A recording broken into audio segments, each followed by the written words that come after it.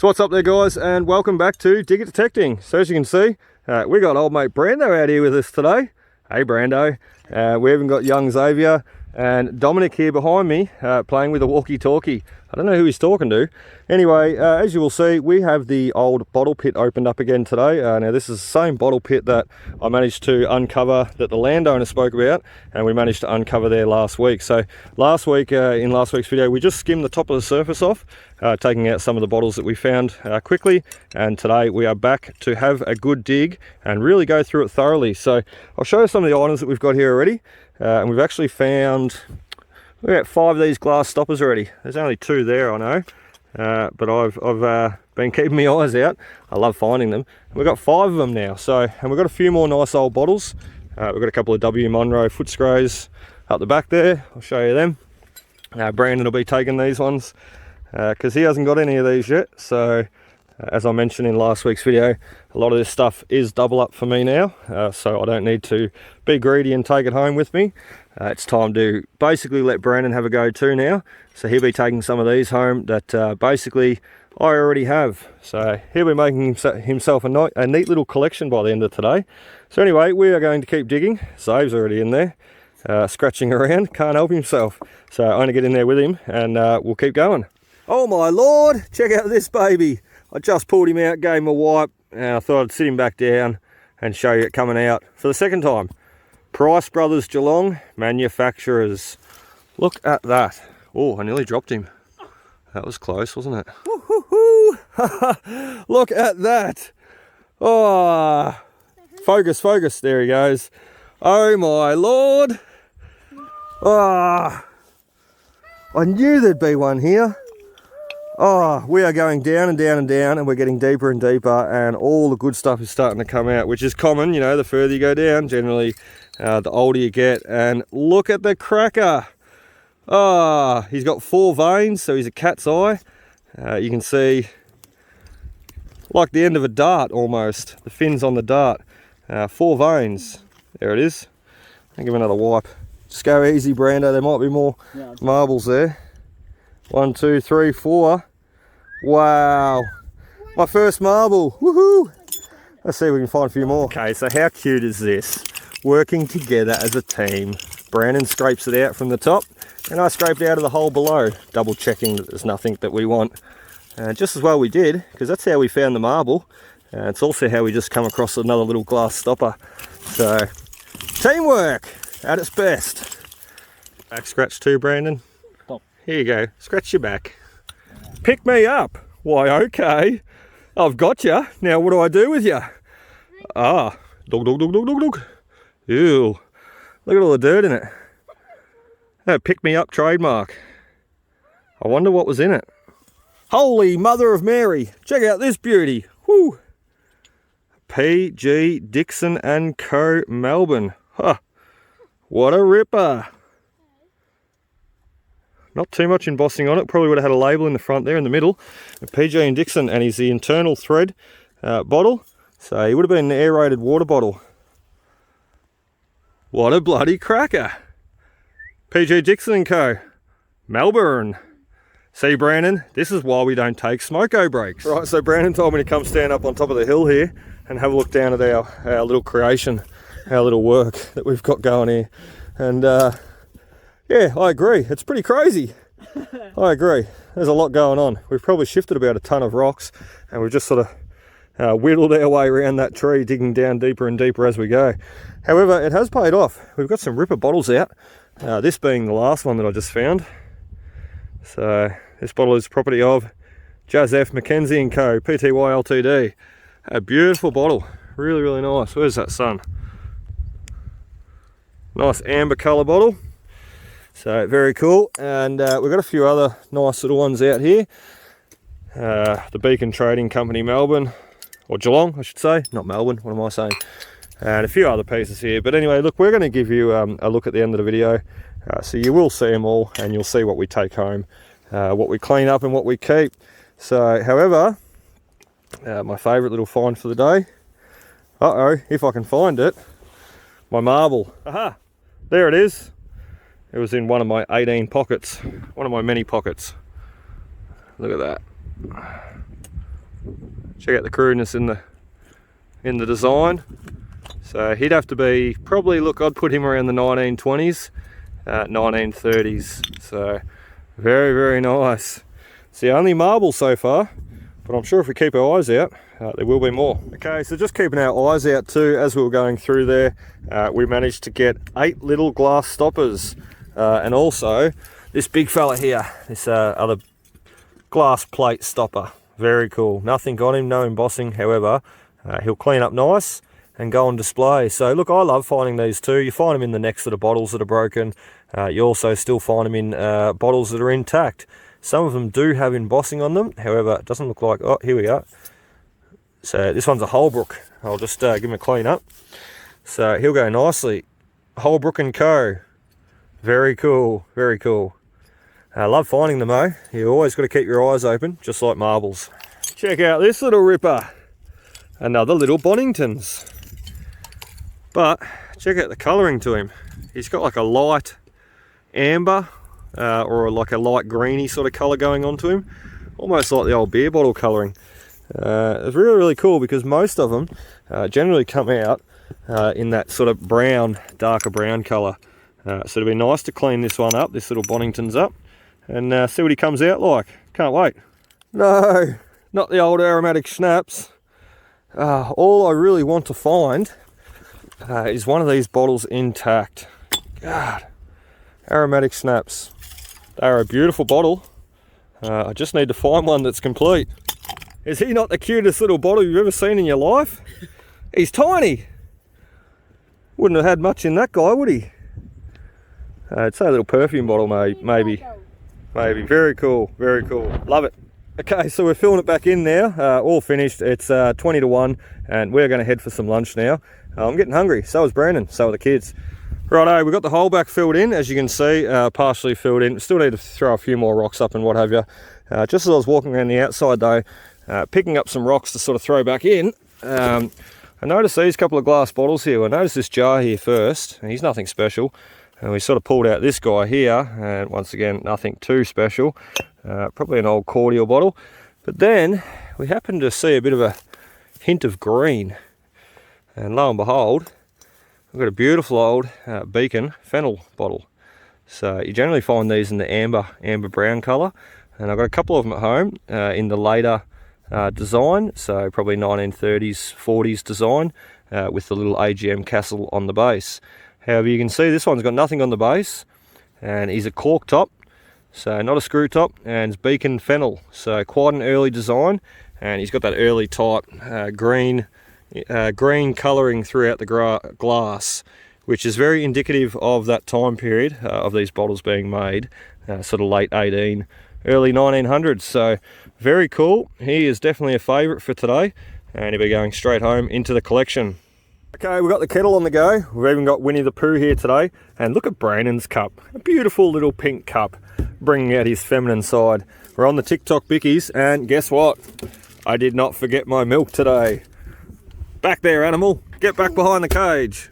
How's that pink cup treating you there, Brando? It's as good as a coffee. Beautiful. Okay, Brandon's hanging out in suspense here.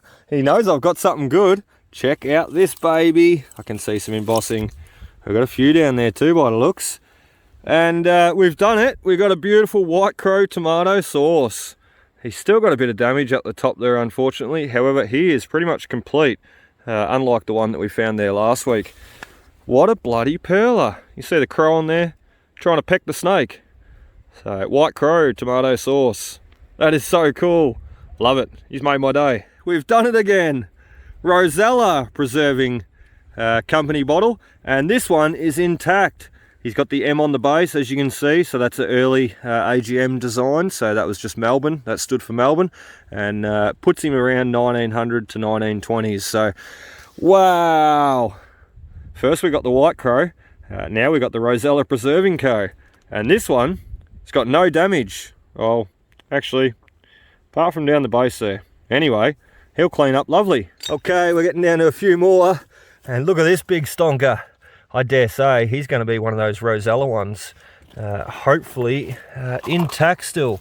Because the one that I found there the other week, he had a chip up the top. So I'm hoping he continues on under there and he's intact. Look at this cracker though. Dyson's property. Unfortunately broken once again. Never mind. This bottle is the property of... Oh, Dyson's, not Dyson's. Dyson's. Dyson's a vacuum, mate. Dyson is a vacuum. Okay, so as you can see, we've got old mate Brando taking it in turns now.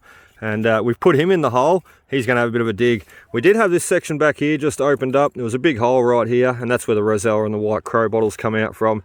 But we're sort of heading that direction now and heading towards the rocks. Once we've finished that that direction, that hole, we'll basically push everything in, and where Brandon's sort of sitting now, we'll then open up that back bit. So pretty cool. So Brando, how's the bottle hunting going, pal?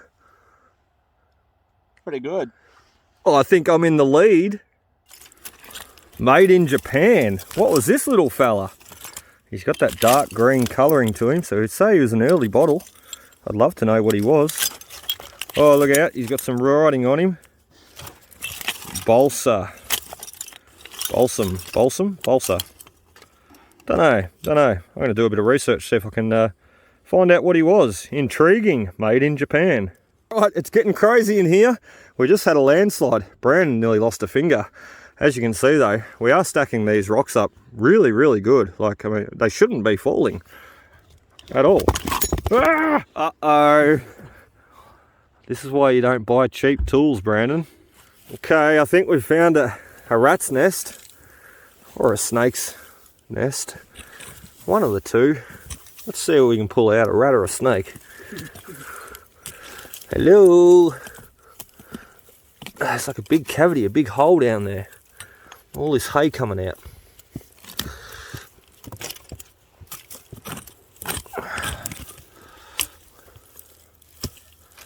Another rabbit trap.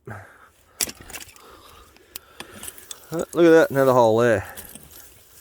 It's just disappearing. Hello down there. It's just your friendly bottle hunter. Looking for some bottles. He's probably got all the good ones down the hole there with him. A big chunk of rust there. So we're still going down. We are still going down. So where there's rust, where there's rubbish, there still could be bottles. So we're going to continue digging down. And hopefully we don't have a collapse. Okay, so we're still going, still digging. We've actually changed spots again. We filled the other hole in again. And we're back digging out another bottle pit. So it's a shame, but everything's coming out of here broken. Oh, look at this big guy. These are some of the things you've got to watch out for too. The old funnel web spiders. I've found about 5 of them today. And if they bite you, they can hurt. Check out who we've got up here.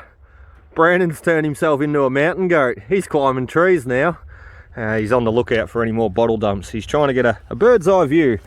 So while we're down here digging a few more bottles. Okay, so that's it. We are done. As you can see, the day is nearly finished. So are we. We've got all these bottles in here. These are mostly Brandon's at the top here, and some of mine in the drawer. Anyway, we're going to get home now, give them a bit of a clean up, and stay tuned. We'll give you a little bit of a look at what we've got. God, he's a good lad. Do you reckon I'll be nice and reverse a bit so we can get the gate out?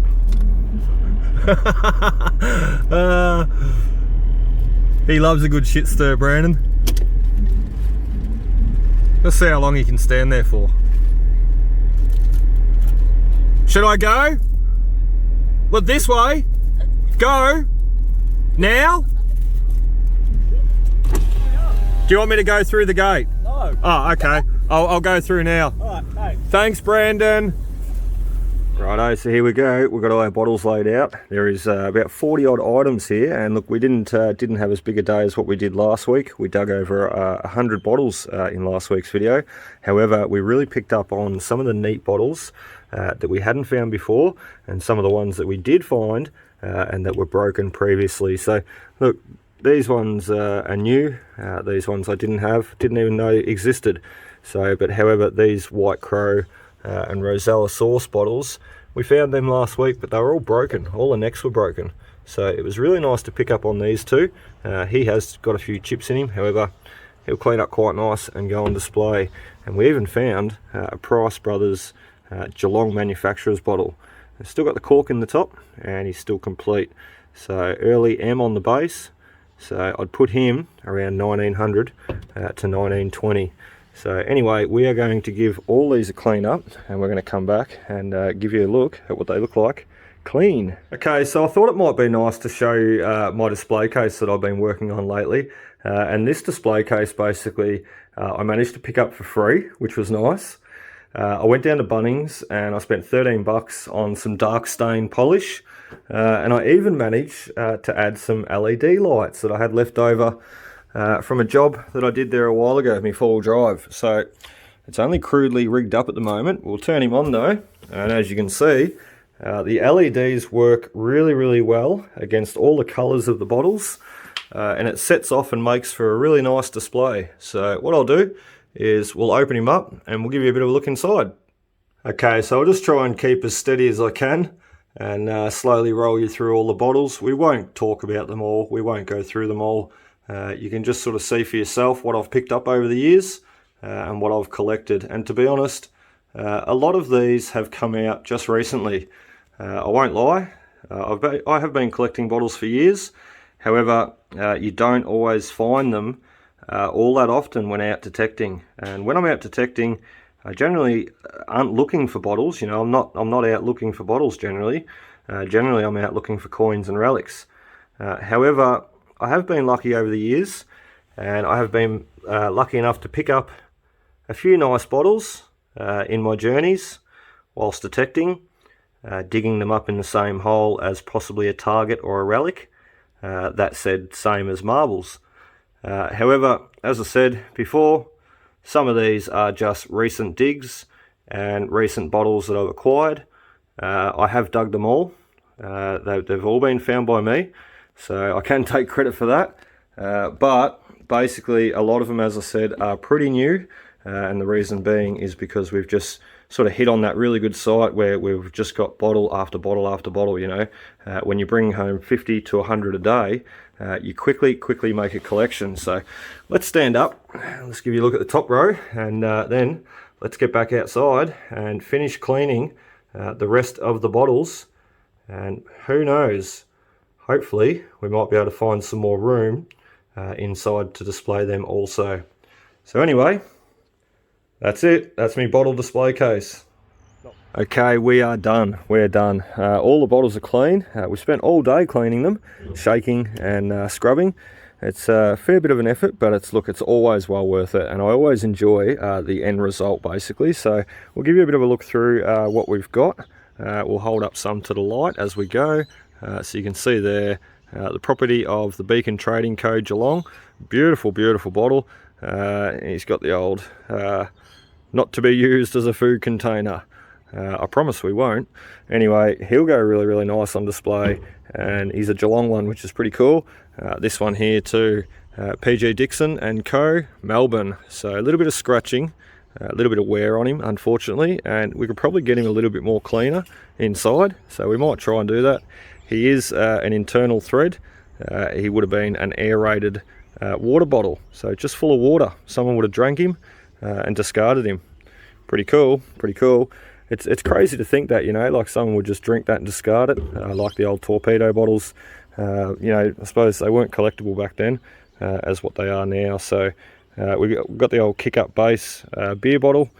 He's a blob top. He would have been applied, screwed on basically, so the bottle would have been cast and made, and then the top would have been screwed on while still hot. So a very cool bottle, very nice. So look at that colouring, beautiful. He's even got a nice little crude bubble in the glass, nice little imperfection. Same with this guy.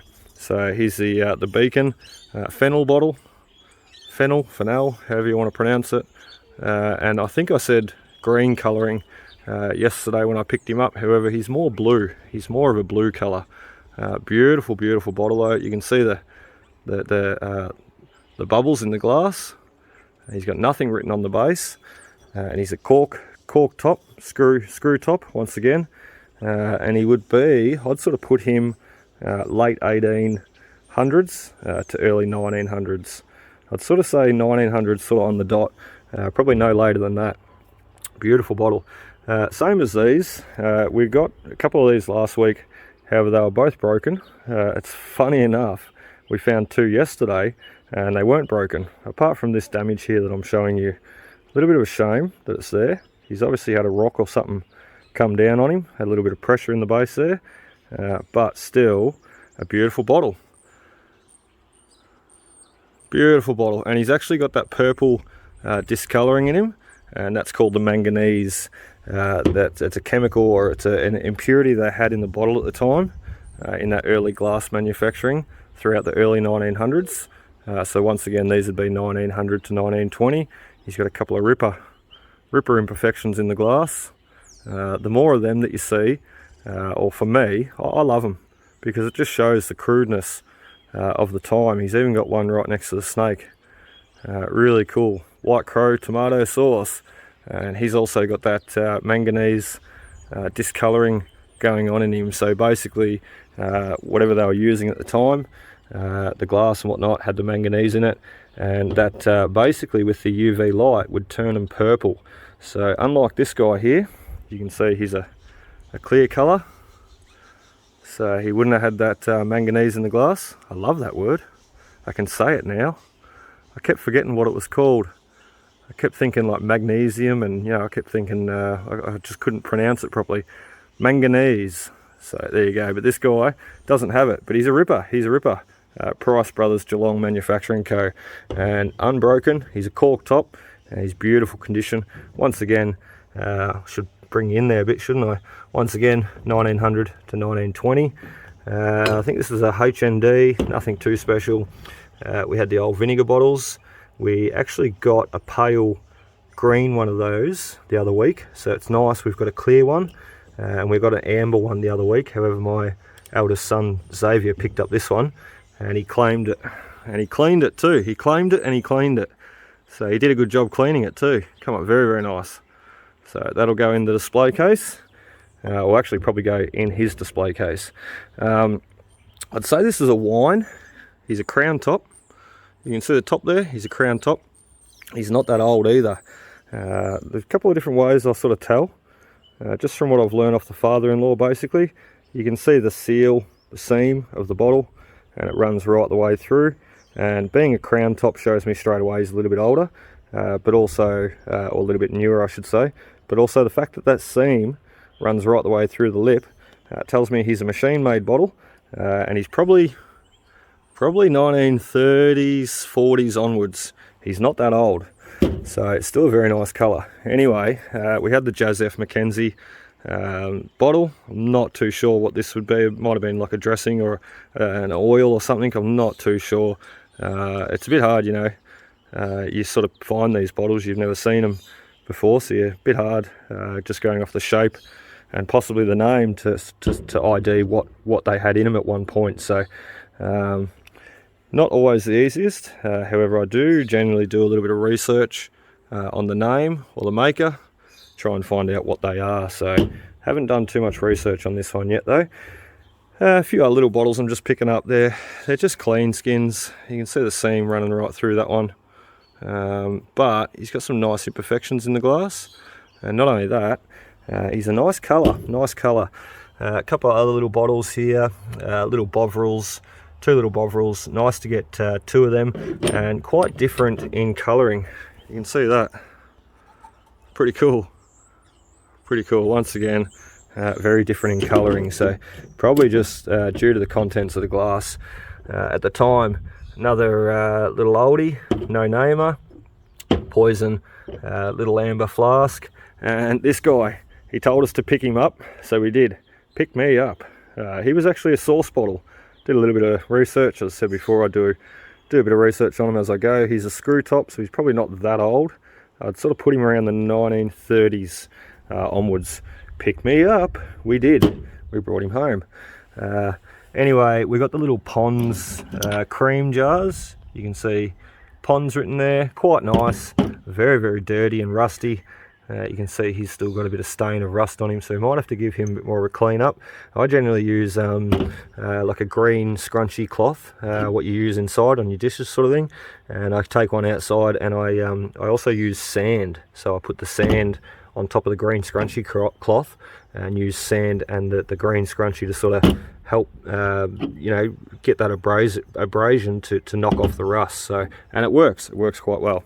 We had this little bottle here too, nothing special. However, he's got the AGM castle on the top up there, you can just see it, a bit squished, but nothing too special. A cool little bottle though, I picked him up, same with this jar. So once again, screw top, nothing too special, but he'll be one that I'll probably end up using to put like marbles or something in. Anyway, had a few other little jars, little no-namer again, nice little poison jar. This little fella, is he not the smallest bottle you've ever seen in your life? He's tiny, hard to clean though, hard to clean. You could only get about 3 rocks in there at a time and shake him up and down, very hard to clean. You'd think the smaller ones are easier because they're small, but they're not. The big ones are the easier ones to clean. The small ones are hard to handle and hard to get anything inside to clean them. So another little poison not to be taken bottle. He's a ripper. I don't have one of them yet, the long cylinder looking ones, so he's really nice. I've got a heap of these sort of ones, don't have this guy. Nice little flask bottle, nothing too special. He did have something written on the base, DeWitt, D-E-Witt, and same as this guy. Have not done enough research to know what these were. Menthoids, and he's got Dr. Mackenzie, prescription pills of menthoids by Dr. Mackenzie. Look out. We also had this bottle here too. I'm gonna pick him up and hold him up. A really cool little bottle. You see the imperfections in the glass again, and once again he is quite a deceiving little bottle. You look inside there as best you can. I know it's hard, but you really weren't getting much bang for your buck with this bottle. There wasn't much there at all. It was quite deceiving. It was mostly all glass, that bottle. Anyway, I did skip past this bottle too, the old Bonington's Irish Moss. Now, isn't that a cracker? He is absolutely beautiful. When I picked him up yesterday, I knew that he was going to be like a light colouring. Generally, these Boningtons, they either come in clear glass or they come in like this poison amber colour. But look at him, he's like a light pale green. Absolutely cracker bottle, and he's not that old. He's a cork top, he's AGM stamped, so he's probably 1930s 40s onwards. However, look at the colouring, love it. Probably one of my favourite little bottles, that one. Last but not least, we had the glass stoppers and the one marble, and I presume this is a glass topper lid too. I've found a few in the past. Sometimes they can be embossed. This guy isn't though. But last but not least, I'll show you this marble. Absolute cracker. He's the only one that we found for the day. He's got like that sort of cat's eye dart appearance in him. Looks like the end of a dart. And I dare say that this is American made, because the Japanese were the first ones to invent cat's eye marbles, and basically the Japanese or the Americans went over to Japan sometime, I think it was like the 1940s or 30s. Don't quote me, I could be wrong. Basically, the American marble makers went to Japan to learn about how the cat's eyes were manufactured and made, and they were going to make a deal with the Japan marble makers of the time who were making these cat's eyes. However, the deal fell through. It never eventuated. So the Americans basically went home, and they had learned enough knowledge to understand how to inject glass into glass, because that's basically how cat's eyes are made.